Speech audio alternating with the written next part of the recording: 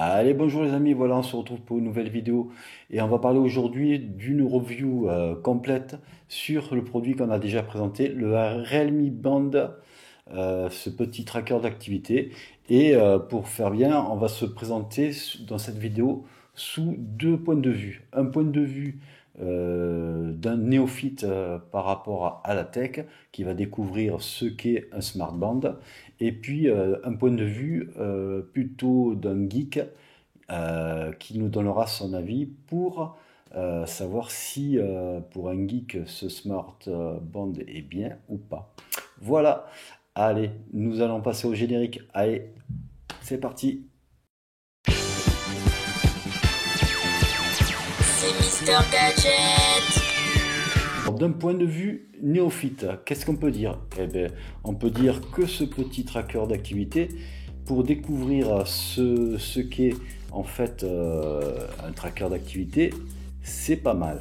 Voilà, il ne faut pas oublier qu'on est dans une gamme de prix entre 19 et 25 euros. Oui, 19 euros, parce que sur certains sites marchands, on le trouve à 19 euros. Moi, je l'ai payé un peu plus cher, à 25 euros, il y a un peu plus d'un mois.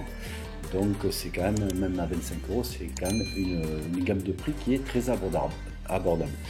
Avec ce tracker d'activité, on découvre, pour celui-là qui n'a pas l'habitude de ce style d'objet, on découvre une surveillance, bon, il y a l'heure bien sûr, mais aussi on a la surveillance du rythme cardiaque, on a la surveillance du sommeil, de la qualité de son sommeil. On a aussi, on peut faire des entraînements de différents types d'activités comme la course, le yoga, la randonnée, le vélo. Donc il y a six activités différentes qu'on peut détecter avec ce tracker.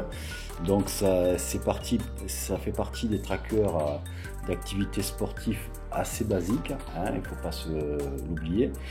Mais c'est pas mal. On peut aussi avoir des informations comme la météo dessus, la météo du lieu où c'est qu'on est. Vous avez aussi le contrôle de la musique, mais ça ne marche que avec l'application native qu'il y a sur les smartphones Realme.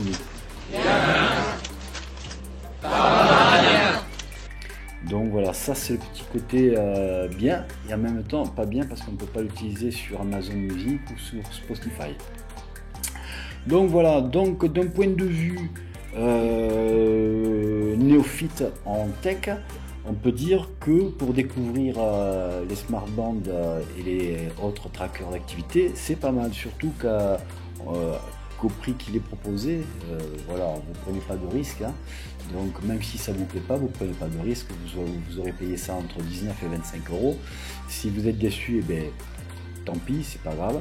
Et puis si vous êtes convaincu que c'est une bonne chose pour vous, eh bien, vous pourrez par la suite opter pour d'autres types de trackers.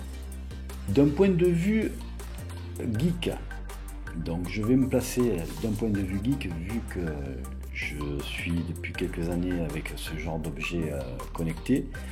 Et bien ça va être rapide.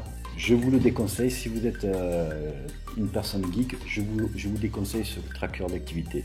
Vous serez déçu, quoi qu'il en soit. Donc vous trouverez qu'il n'y a pas assez d'écran qu'on peut mettre dessus, qu'il n'y a pas assez d'activités sportives, que c'est basique, que l'écran n'est pas tactile. Donc vous y trouverez tous les défauts. Donc si vous êtes un geek, passez votre chemin, il n'est pas pour vous, surtout qu'en mettant 15 à 20 euros de plus, vous avez des trackers d'activité qui vous conviendront beaucoup mieux si vous êtes un geek. Voilà ce qu'on peut dire de ce smart band, hein. Voilà mon avis. Si vous n'êtes toujours pas abonné, n'hésitez pas à vous abonner à la chaîne, ça me permettra d'être plus visible sur YouTube, et en même temps c'est gratuit, donc vous ne prenez pas de risque. Et puis n'hésitez pas aussi à mettre un pouce bleu si vous avez aimé la vidéo. Pour moi cette vidéo elle est terminée. Allez, ciao ciao.